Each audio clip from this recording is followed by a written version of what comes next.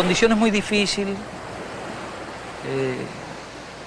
perseguidos internamente en México, puesto que lógicamente nuestras actividades, en cierta forma, aunque no se dirigían contra el Estado mexicano, violaban las leyes mexicanas. En condiciones muy difíciles tuvimos que organizar a los hombres, entrenarlos, buscar los medios para venir a Cuba y preparar la expedición. Cuando salimos nos estaba buscando la policía de México, a todos. Incluso perdimos una parte de las armas que traíamos. Solamente pudimos traer el armamento para los 82 hombres y algunas armas adicionales que después fue imposible prácticamente trasladar. Nosotros habíamos hecho una discutible promesa de que en 1956 seríamos libres o mártires. Ernesto "el Che" Guevara llegó a México en 1954, tras pasar por Guatemala y presenciar la caída de Jacobo Arbenz, que fue operada por la CIA. En la capital mexicana conoció a Fidel y a Raúl Castro, quienes habían llegado un año antes, tras el asalto al cuartel Moncada, y se reencontró también con la economista peruana Hilda Gadea, a la postre su esposa, quien lo introdujo en los círculos izquierdistas. Trabajó como fotógrafo en Chapultepec y la Agencia Latina y como médico en el Hospital General. Fue en la calle Emparán 49, a unos metros de donde estaban las estatuas retiradas de forma arbitraria por la alcaldesa Alessandra Rojo de la Vega, donde en julio de 1955 Fidel y el Che se conocieron. El edificio, hoy clausurado, era el hogar de la cubana María Antonia González, cuyo esposo, el luchador Dick Medrano, entrenó a los revolucionarios que en 1956 partieron a Cuba en el Granma para iniciar la revolución que marcó el destino de América Latina.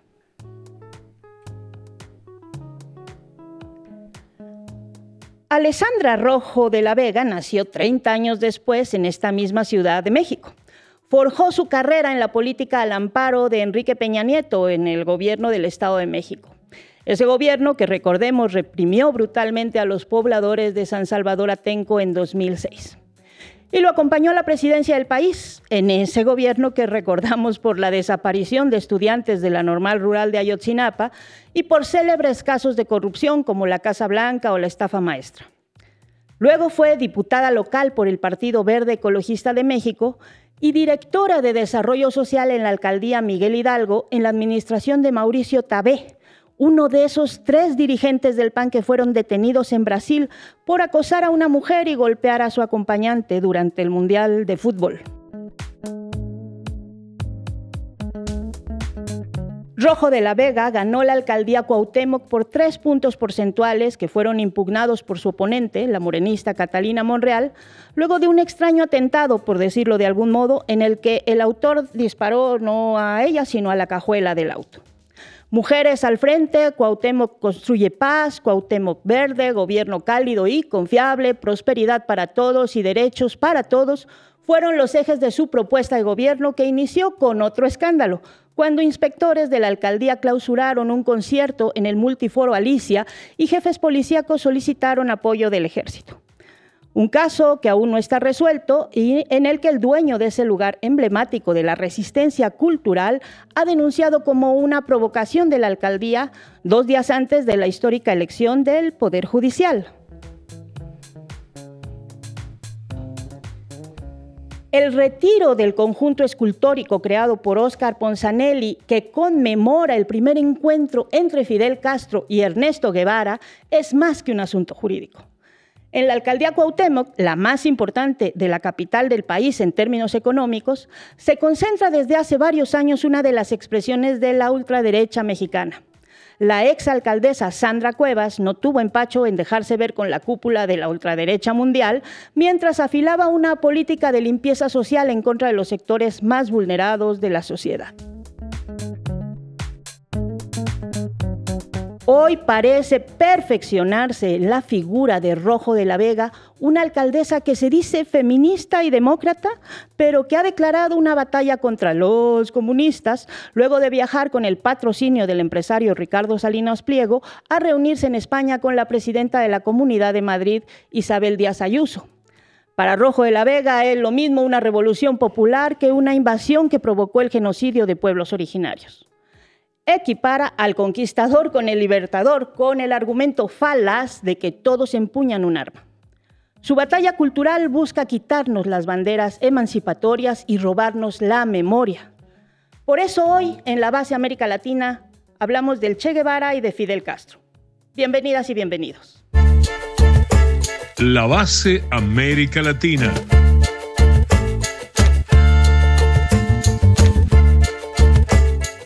Buenas tardes, estamos en una emisión más de la Base América Latina, hoy para hablar del Che Guevara y de Fidel Castro que han estado en nuestras conversaciones. Marco Teruggi, ¿qué nos vas a contar?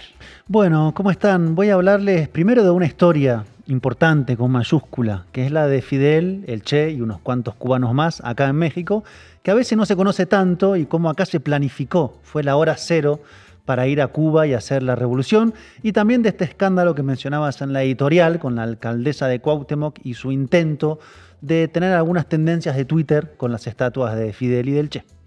Vamos a ver qué nos cuentas y cómo están los medios, qué nos cuentan ahora los medios, Estefanía Veloz.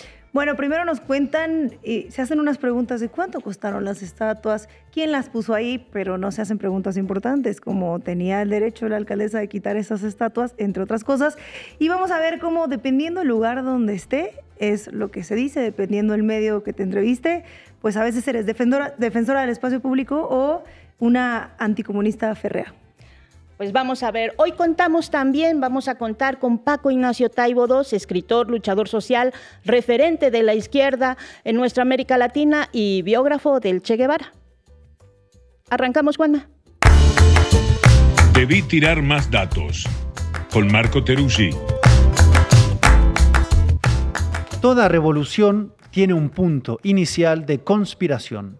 Y en el caso de la Revolución Cubana, la que triunfó en 1959, ese sitio fue México. Y no el país en abstracto, sino una cartografía muy bien determinada de cada uno de los pasos que dieron sus principales protagonistas, en particular dos de ellos, Fidel Castro y Ernesto Guevara. Ni más ni menos, como les vamos a contar en este episodio. Esa trama de la preparación revolucionaria tiene una hora cero, cuando Fidel y Ernesto se dieron la mano por primera vez y el cubano le explicó al argentino lo que parecía entonces un plan quijotesco de desembarco en la isla.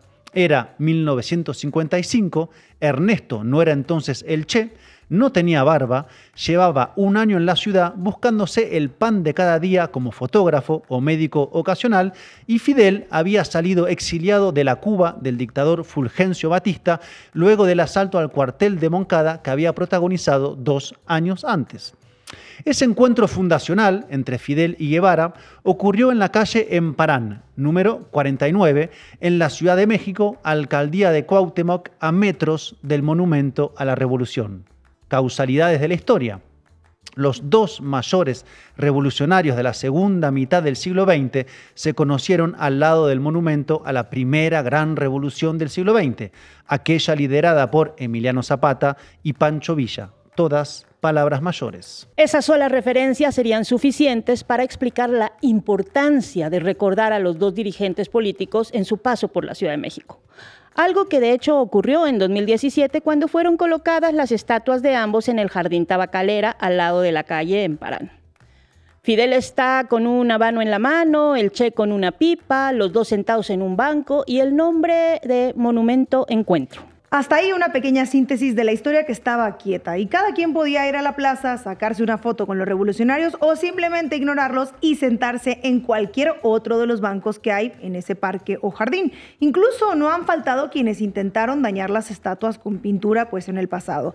Pero como bien se sabe, la historia pocas veces se queda quieta, en particular si agitarla puede provocar unas cuantas reacciones en redes sociales. Y eso fue exactamente lo que buscó hacer la alcaldesa actual de Cuauhtémoc, Alessandra Rojo de la Vega, quien ganó su cargo el año pasado al frente de una coalición opositora al actual gobierno de Claudia Sheinbaum. Opositora de derecha, claro está, una coalición entre el PRI, el PAN y el PRD. De la Vega anunció con pompas que iba a retirar las 2 estatuas, lo que efectivamente hizo la semana pasada con una retroexcavadora y, como no, muchas cámaras. Pero antes de ir a ese episodio que generó numerosas repercusiones, incluida varias respuestas de la presidenta Sheinbaum, sigamos un poco más con el paso de Fidel y el Che por México. Porque primero la historia grande y luego los accidentes, como el de la Vega, sus tweets y las estatuas. ¿En qué estábamos, Daniela, con la historia de Fidel y el Che?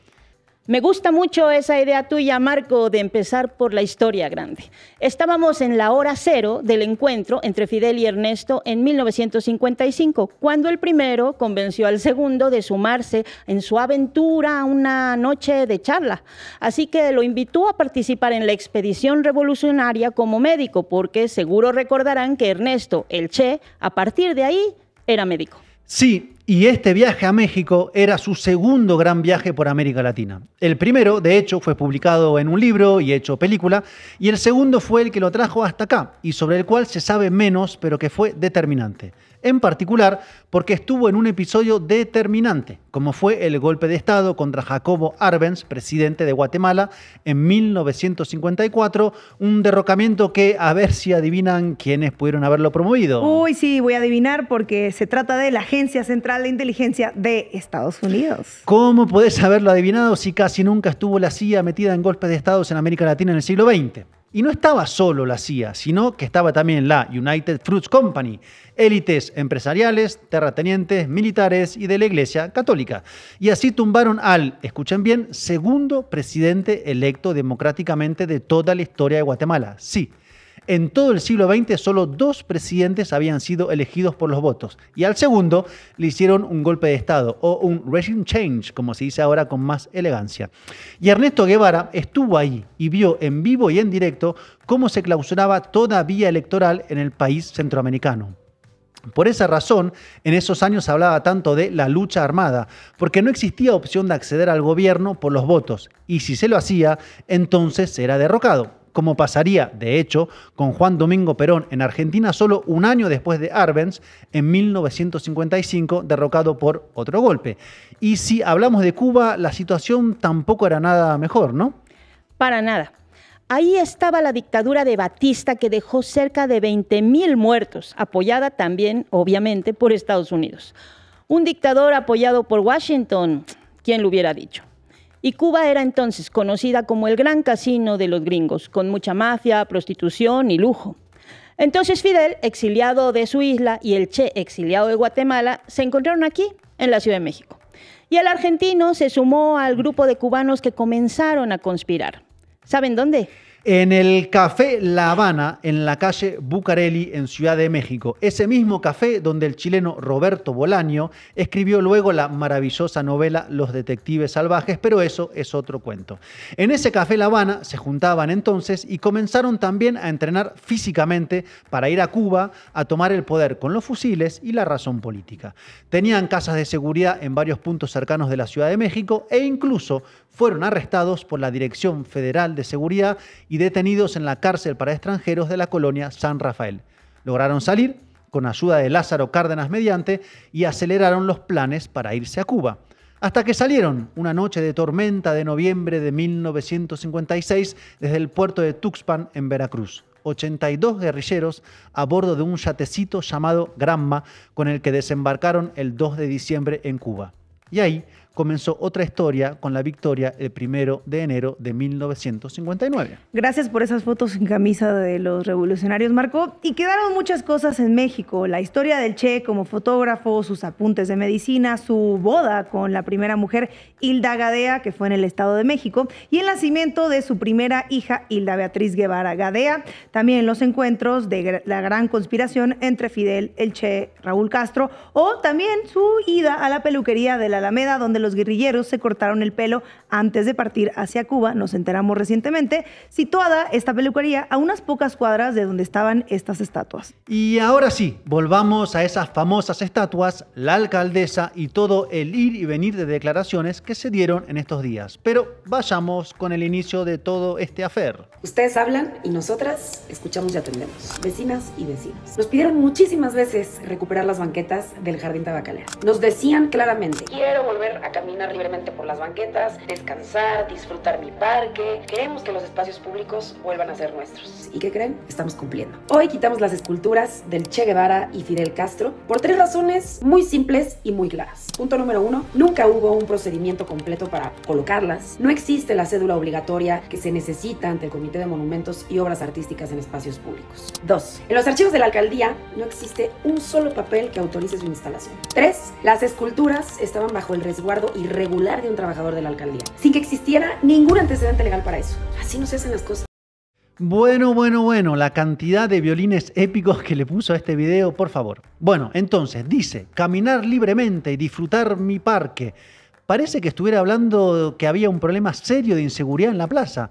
Yo no sabía que las estatuas en México eran tan peligrosas que ya los vecinos no se animaban a transitar por ahí. Y además, la alcaldesa miente. Resulta que Alejandro Encinas, secretario de Planeación, Ordenamiento Territorial y Coordinación Metropolitana, dio a conocer que las estatuas fueron colocadas con la autorización del Comité de Monumentos y Obras Artísticas en Espacios Públicos de la Ciudad de México, de lo cual se desprende un problema para la alcaldesa. Precisaba una autorización para remover las estatuas y adivinen, no la tuvo. O sea que invirtió todo. Las estatuas estuvieron bien colocadas, pero mal removidas, no al revés.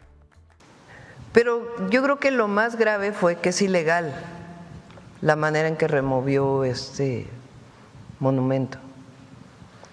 No se puede remover un monumento en la Ciudad de México si no pasa por un comité. Ese comité pues está principalmente en las instituciones de cultura, es decir, el Instituto Nacional de Antropología e Historia, el Instituto Nacional de Bellas Artes y Literatura, la propia Secretaría de Cultura del Gobierno de la Ciudad de México y también pues lo que entonces se llamaba la Secretaría de Desarrollo Urbano y Vivienda, que hoy creo que lleva otro nombre, ¿no? De Planeación, creo que lleva el nombre, donde está Alejandro Encinas. Entonces, no se puede quitar una estatua, un monumento, así nada más porque sí, porque se le ocurrió a alguien. Tiene que pasar por un comité y en este caso no pasó por el comité. Claro, De la Vega, a quien la legalidad ya vemos que bien gracias, también planeó subastar las estatuas. Y inesperado, tampoco se puede, ¿eh? La secretaria de Cultura, Claudia Curiel, en coordinación con el gobierno de la Ciudad de México, envió un oficio diciendo, a ver, lo que no puede, porque además ya dijo que iba a subastar o no sé qué cosa, sí, el monumento, eso sí boletos, sería daño patrimonial. A través de boletos. Entonces, lo que se pidió ya en coordinación con el gobierno de la ciudad, con la jefa de gobierno, con Clara Brugada y su secretaría de Cultura, pues es que entregue el monumento y que se reubique en otro lugar para que pues ya resolver de esa manera. Lo cierto es que se retiró pues de una manera ilegal. Que se ponga en otro lugar afuera de la alcaldía quedaría muy bonito. Pero dejemos de lado los asuntos legales, que son importantes, pero se sabe que a muchas derechas no les interesa esa estrategia de la legalidad. Lo que les interesa es otra cosa. Primero, generar polémica en redes sociales para figurar, aún con una contradicción bastante flagrante como estamos viendo. Sí, sobre todo porque, como vemos en pantalla, tenemos la foto de la alcaldesa. Sí, la que retiró las estatuas en Cuba. Hasta ahí todo bien, ¿no? Digo, Cuba es un destino turístico y es súper lindo, pero la foto es con charán. Pues nada más que Camilo Cienfuegos, uno de los dirigentes más emblemáticos de la Revolución Cubana. ¿Qué pasó ahí, señora alcaldesa? Y hasta tiene un tuit la alcaldesa que borró, claro, con una frase de el Che Guevara. Y pensarán, seguro que es un tuit muy viejo, sí, tan viejo como el 15 de junio pasado, hecho desde su cuenta donde se presenta como feminista. Bueno, entonces, además de generar polémica para estar en tendencia de Twitter, la estrategia de las derechas es confrontar ideológicamente con la izquierda, lo que llaman la batalla cultural. Entonces, acusa a la izquierda de apoyar a dictadores mientras ellos defienden a los vecinos y sus impuestos. Y anoten muy bien esta palabra, porque para las campañas electorales se viene impuestos, que es el caballito de batalla de las derechas de toda América Latina y de España para polemizar contra todo lo que sea de izquierda, progresista e incluso de centro. Confrontar a los ciudadanos y sus impuestos contra los políticos y los que reciben ayuda del Estado. Y es que De la Vega no es original, sino que forma parte de estas derechas y ultraderechas que están articuladas entre sí. La alcaldesa estuvo a principios de este mes en España, en el Foro Atlántico, organizado por la Fundación Internacional para la Libertad, de la cual fue anfitrión en 2022. ¿Quién creen? Chan, chan, chan, chan. Ricardo Salinas Pliego, quien se le conoce como deudor fiscal, y se tomó muy bonitas fotos con la presidenta municipal de Madrid, Isabel Díaz Ayuso, del Partido Popular, que tiene su padre, su hermano y su novio implicados en casos de corrupción, una enemiga también declarada del feminismo, hay que decirlo.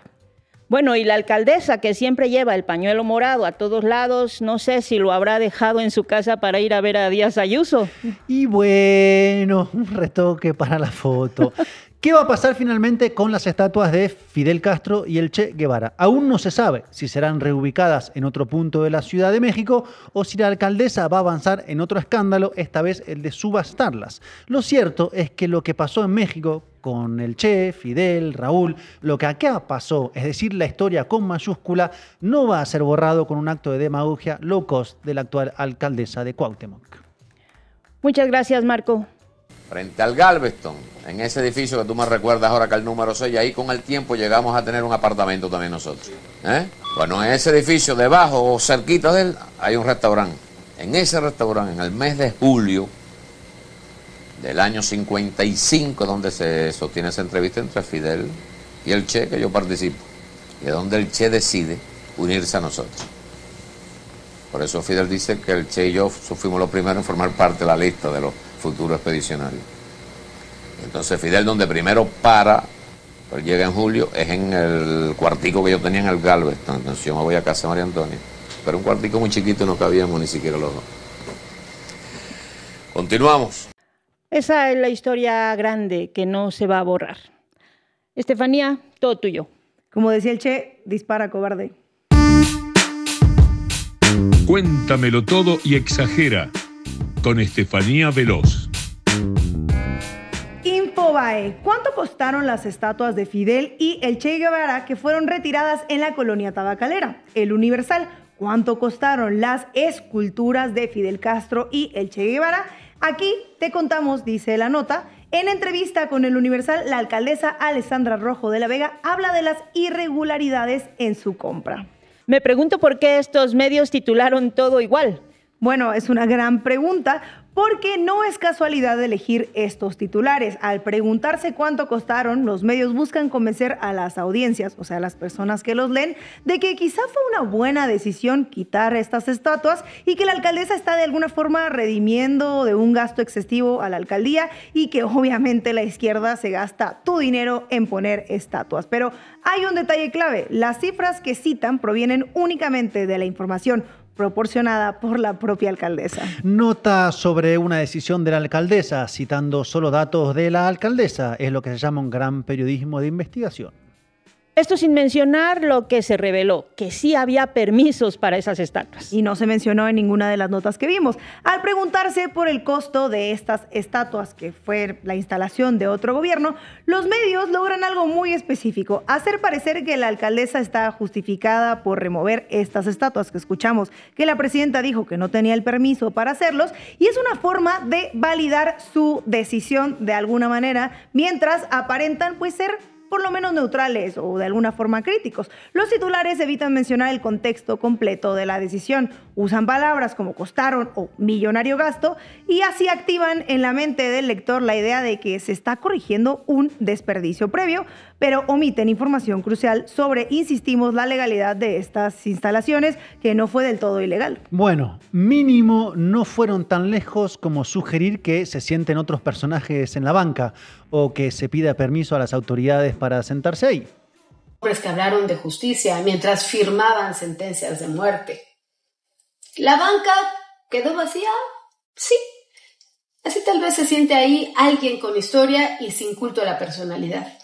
Alguien que no necesite estatua para demostrar que cambió el mundo para bien. O al menos alguien que para sentarse en un espacio público presente su permiso. Y me pregunto, ¿quién querrá que se siente ahí según la presentadora? No sé, pero se me ocurre que puede ser Ricardo Salinas Pliego, como ahí vemos en la imagen. Me parece una buena idea. O también en una tarde de sábado podrían sentarse Alessandra Rojo de la Vega con su amiga Díaz Ayuso, que están tan unidas. Pero hablando de citar personas, les voy a hacer una pregunta. Pero es una pregunta de verdad. ¿Hay comunistas aquí? Bueno, a ver, si no hay comunistas, hay simpatizantes de la 4T, porque es que es básicamente lo mismo según... Bueno, no les voy a decir según quién, mejor vamos a verlo. Vecinas y vecinos que son comunistas o simpatizantes de quien hoy gobierna este país, que también son comunistas o comunistas de closet, pues adquieran las esculturas y con este...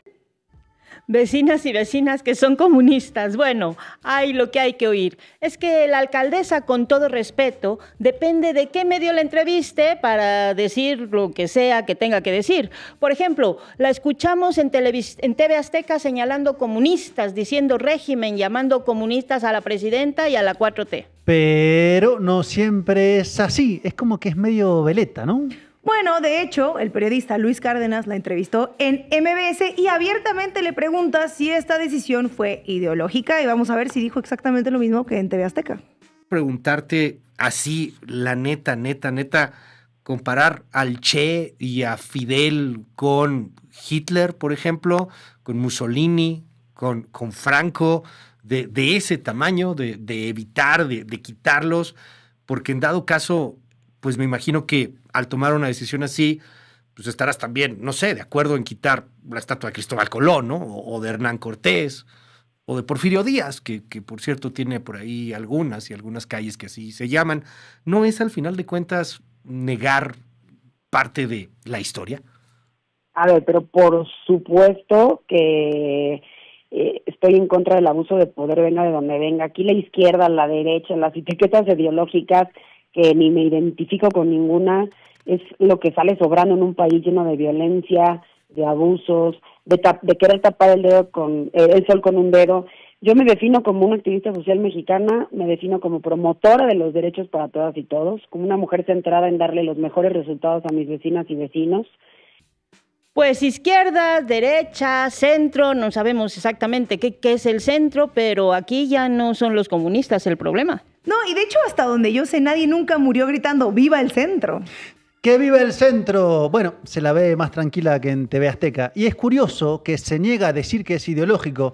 Es solo una petición de las personas que viven ahí. Si es una petición, como dice, ameritaría un diálogo abierto o de mínimo una consulta. Pues quién sabe, porque la alcaldía tiene muchos y diversos vecinos. Yo soy una de ellas. Y de hecho también el periodista que la estaba entrevistando, Luis Cárdenas. Vamos a verlo. Por ahí de esa zona y pues la verdad es que es francamente pasaban muy de noche, como vecino al menos te lo digo, ni estoy a favor del Che y de Fidel, ni estoy tan en contra, ni tampoco yo en lo personal creo que sean símiles a Hitler, Mussolini o Franco necesariamente, y creo que a final de cuentas, bueno, hoy estamos en un momento de mucha polarización. Entrando en esto, yo quiero decírtelo de manera muy, muy abierta y preguntártelo de manera muy abierta. Esta es una batalla ideológica, o sea, en donde te has centrado y en lo que has hecho en esta provocación, que es una provocación pues, fortísima, quitar las estatuas, perfecto, ok, se viene todo un debate, ya vimos las manifestaciones, casi se agarran a guamazos, hay una polarización, Alessandra, y yo quiero preguntarte, ¿eso ayuda en algo a los ciudadanos de la Cuauhtémoc? ¿En qué en particular? Y si es por la batalla ideológica, pues ¿hasta dónde vas a llegar con ello? Porque esto puede ser lo primero de muchas otras cosas. Mira, es una batalla que se da, pero no por un tema ideológico más que por un tema de congruencia, ¿no? Ser congruente con lo que se dice y se hace. Bueno, yo no sé si este periodista, Luis Cárdenas, es uno de esos vecinos a los que llamó comunistas en la entrevista de TV Azteca. Caras vemos, periodistas no sabemos, pero este mismo periodista le vuelve a preguntar sobre la carga ideológica. Insisto, se ha destapado una batalla ideológica, has destapado una batalla ideológica, una batalla política, y no creo que lo hayas hecho de manera ingenua. Sin embargo, ahora viene pues la siguiente fase, ¿no? El round 2, o sea, ya se levantaron estas estatuas, las tienes ahorita, entiendo, en resguardo, ya te lo pidió la jefa de gobierno, ya te lo pidió también la Secretaría de Cultura de la Presidencia de la República, la Presidenta de la República, Claudia Sheinbaum, ha hablado del tema. ¿Vas a llegar a algún acuerdo con ellas? Porque, pues, si se termina por subastar o si se termina por destruir, pues es como pelearte a ese nivel. ¿Queremos avanzar o no? Solo pregunto, pues. No te me hagas la ingenua, le dice Luis Cárdenas. Sabes lo que hiciste y por qué lo hiciste. Si estás dando esta batalla cultural, no te hagas. Pero así de tranquila como la escucharon, así de no, para nada, es ideológico, ¿podemos verla en otra entrevista, Estefanía? Sí, Daniela, porque a TV Azteca le dio varias entrevistas y estas también incluyen por ahí cositas dentro de los reportajes. No reconoce gobiernos dictatoriales. No reconoce mandatarios que hayan atentado en contra de la libertad, de los derechos humanos, que mataron alrededor de 5,000 opositores políticos en los años 80, construyeron campos de concentración en donde encarcelaban a religiosos, a personas de la comunidad LGBTI+, artistas, a opositores. Campos de concentración, autoritarismo. Esto que dice la alcaldesa me suena a la línea editorial de un medio que conozco. ¿Será acaso el medio de Ricardo Salinas Pliego? Ay, le estamos atinando a todas las preguntas el día de hoy. Y sí, porque en medio de la remoción de las estatuas, obviamente Fuerza Informativa Azteca no se iba a quedar atrás y publicó un pequeño reportaje sobre el Che y Fidel titulado Estatuas que arremeten contra la libertad de Cuba, y que las estatuas estaban en México, pero ok. Y no es coincidencia que TV Azteca haya dedicado gran parte de su cobertura a esta noticia. Vamos a verlo. Esas estatuas son indefendibles. Tienen que desaparecer porque son símbolo de tiranía, de represión, de asesinatos y de la demolición de la libertad de millones de personas. Figuras magnificadas por la ignorancia y la inoculación de información selectiva. Máquinas de matar disfrazadas de héroes revolucionarios. Expertos en juicios sumarios y fusilamientos masivos. Defensores totalitarios del pueblo, del que ellos representan, domestican y dominan. Inmortales visionarios de la guerra, permanentes invidentes de la paz. Fidel Castro y Ernesto Che Guevara ejemplifican todos y cada uno de los voraces cimientos del socialismo. Manipuladores expertos egresados con honores por la escuela de la mentira. Basta escuchar al Che en la Asamblea General de la ONU. Inoculación selectiva, permanentes invidentes de la paz. Ven cómo no es coincidencia, porque también se dice que son figuras que representan el socialismo, categoría con la que muchas veces describen al gobierno mexicano, a los programas sociales y, como les he contado aquí, a los mismos libros de texto. Desafortunadamente, esto no es todo, porque no faltaron las comparaciones forzadas. Me da pena enseñarles esto, pero lo tengo que hacer.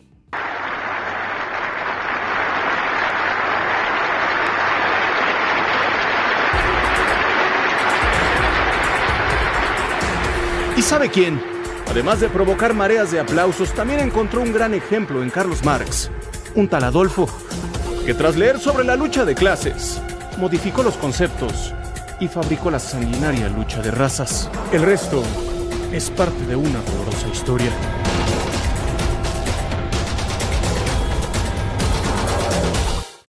El argumento de que Hitler era marxista es más o menos como decir que Franco era anarquista porque luchó contra la República. Hitler llegó al poder y literalmente exterminó a los comunistas alemanes, colaboró con los grandes capitalistas y privatizó industrias estatales. Pero según esta lógica brillante que defienden medios como TV Azteca, también podríamos afirmar que Reagan era comunista porque el gobierno estadounidense tenía programas sociales, o que Thatcher era socialista porque Gran Bretaña tenía un sistema de salud público. Vaya periodismo. Es importante notar cómo TV Azteca maneja estos temas de forma contradictoria. Por ejemplo, el medio se muestra preocupado por la persecución de homosexuales en la Revolución Cubana, pero cuando cubre la marcha LGTB-TTIQ+, en México, su tono es intolerante y llega a decir que hay que limitar los derechos de la diversidad porque supuestamente afecta a los niños, usando el conocido lema muy usado en TV Azteca, #ConLosNiñosNo. De la misma manera, TV Azteca critica los supuestos campos de concentración en Cuba, pero apoya a gobiernos de derecha que niegan violaciones a los derechos humanos y desapariciones en la dictadura. ¿Realmente le importan estos temas a TV Azteca o solo los usa cuando le conviene para su agenda política? Es una pregunta retórica. Pues yo diría que el burro habla de orejas. O el PAN criticando la homofobia, porque en una entrevista, en un reportaje de Infobae se dice que el PAN estaba muy indignado por tener figuras como Fidel Castro y el Che porque eran homofóbicos en el Partido Acción Nacional. Los titulares y coberturas esconden alianzas políticas y ayudan a construir la imagen pública de ciertos personajes políticos. Así es. Gracias, Estefanía. ¿Qué hay que hacer, Alessandra, con estas estatuas del Che y de Fidel, que fundan esas mugrosas estatuas? ¿Quién dice eso? Pues la gente que nos está escuchando, sí. Y que por supuesto se ve que no va a participar en la marcha el domingo. Ojalá que vengan conmigo, pero a celebrar a la explanada de la alcaldía de Cuauhtémoc. Sí, pero ahí les hago una taquiza. Pero no las vas a tener todo el tiempo. Hoy el Universal trae una foto hasta emplayadas ya. Emplayadas, no las vas a tener a perpetuidad en una bodega. No, tenemos que tomar una decisión. Sí. Hoy justamente pensé en que podíamos poner ahí heroínas mexicanas o civiles, sí. Pero en cuanto a... Pues ¿por qué no? Sí. No, yo no sé. Ponen un personaje en la mañanera cada año para estarle rendiendo tributo. Sí. Y al punto les va de gorro es decisión de la autoridad. De la autoridad o de las vecinas y vecinos, pero ¿saben qué es buena idea? Subastarla, ¿no? La subastamos. Eso sí los va a calentar, ¿eh? Pero es que por fin los comunistas van a utilizar... ¿Lo dices en broma o en serio? No, en serio. Subastar las estatuas. ¿Por qué no las subastamos? Porque le costó a las vecinas y vecinos. 600,000 pesos. 600,000 pesos. En el 2017. Entonces podríamos subastarlas y por primera vez los comunistas van a utilizar su dinero, no el de los demás. Pues estaría bien, pues, si las compran ellos. Así es. Entonces, y con ese dinero podemos arreglar el parque de la Tabacalera y poner juegos infantiles y hacer un beneficio para las vecinas y vecinos. Ahora sí van a utilizar el dinero quien más. La verdad, no sé. Si tanto las quieren, ya las ponen en su jardín, en su patio. Oye, pero la secretaria Curiel, que es la de Cultura, lo que te va a decir es lo que dijo la presidenta, es, pues, rólalas.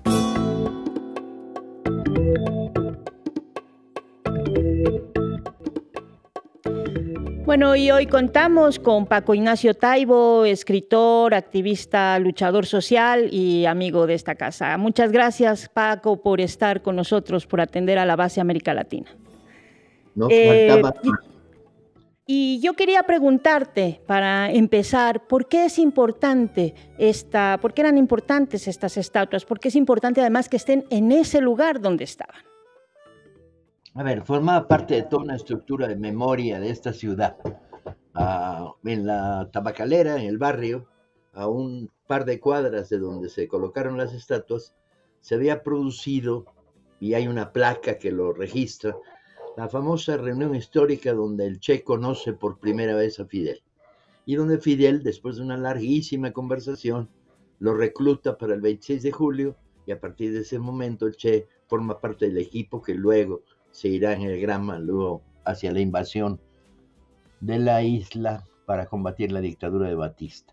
Esta reunión histórica, que está muy narrada, yo le dediqué medio capítulo de mi libro a contarla, hay conciencia de los vecinos de la zona, se habló de esto muchas veces. Y entonces se pidió permiso a alguien hace 3 años o 4 para hacer en el parque al lado una conmemorativa, y se hizo esta estatua. Ahí está el nombre del escultor, bla, bla, bla. El problema es cómo la jefa de gobierno de la Cuauhtémoc, la alcaldesa, toma decisiones. La alcaldesa se va a España a relacionarse con la extrema derecha española, con la extrema derecha italiana, y vuelve en plan de matachín y decide quitar las estatuas. sus 3 argumentos que oí en la primera vez que es una declaración televisiva, con tono además jocoso, me parece muy divertido y burlador, etcétera, es no había permiso para poner esas estatuas, había alguien que las cuidaba, pero ni siquiera, no hay documentos en la delegación, y decidí quitarlas. Y dicho y hecho, lo cual todo es falso. Es falso porque sí existía. Luego el gobierno de la Ciudad de México le mandó copia de la instalación legal a través de la Comisión de Monumentos de esas estatuas, por lo tanto sí había permiso y había sido un acto cívico normal como tantos. También tiene en la delegación una estatua de Ho Chi Minh, espero que no le entre el furor azteca reaccionario y se la levante mañana, bajo la lógica de que le molesta. Y entonces no había consultado al cabildo de la delegación, no había consultado a los ciudadanos de la zona, había dicho, oigan, les molesta estas estatuas, pero interrumpían el paso, dice esta alcaldesa, que de veras es un prodigio de analfabetismo histórico.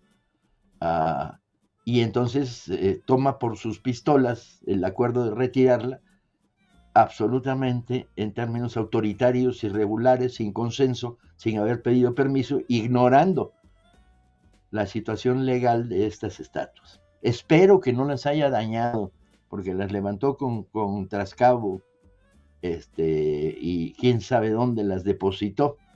Y ahora, el segundo round de estos, ante las primeras protestas que varios ciudadanos hicimos, lo que dice es que no, las va a subastar, para que entonces los comunistas de closet las puedan poner en su jardín y las compre. Y con ese dinero, pues, ¿cómo que que les va a subastar si no son de ella?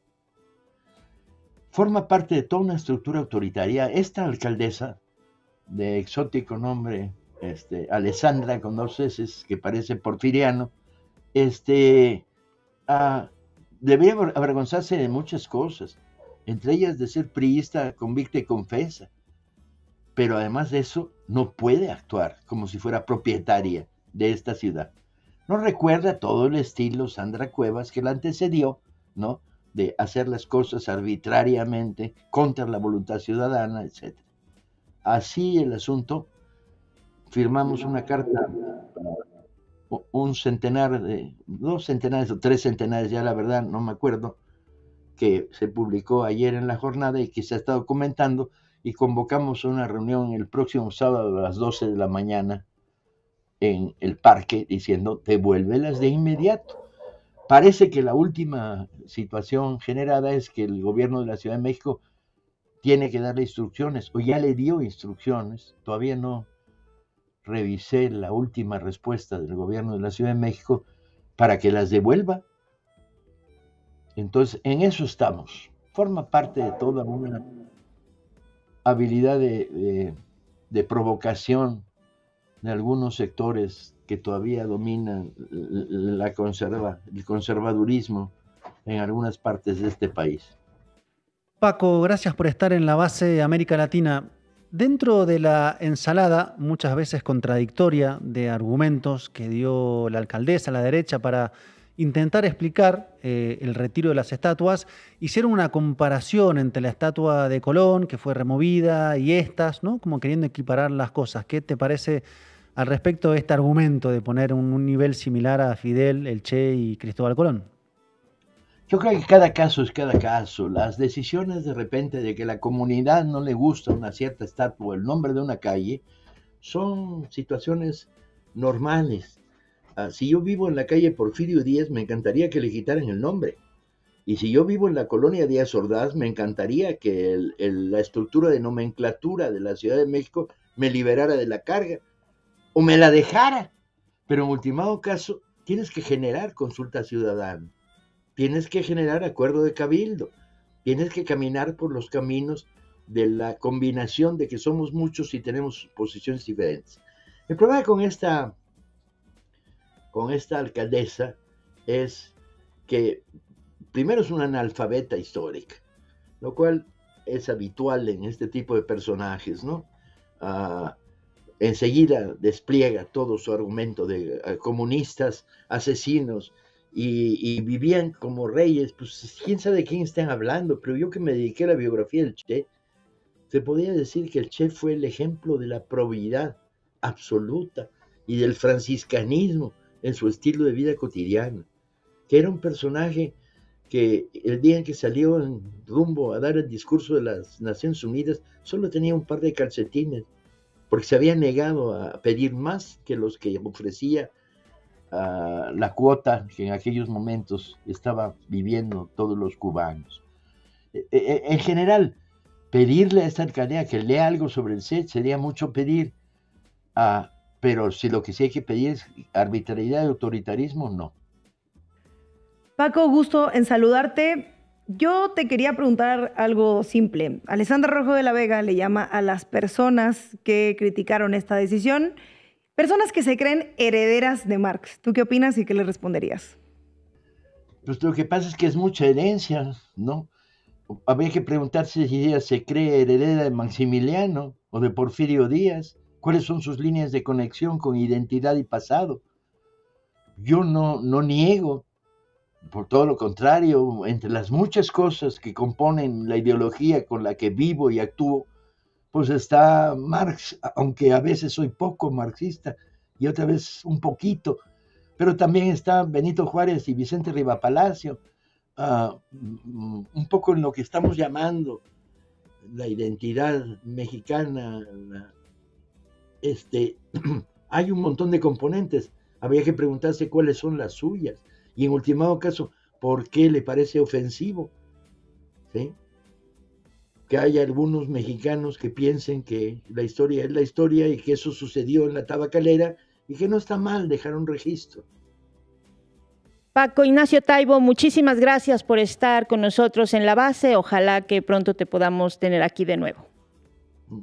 No más faltaba. Hasta luego. Nosotros llegamos al final del programa. No se olviden de suscribirse aquí en el QR que aparece en su pantalla y activar la campanita. Su contribución es muy importante para lo que hacemos todos los días. Hasta mañana.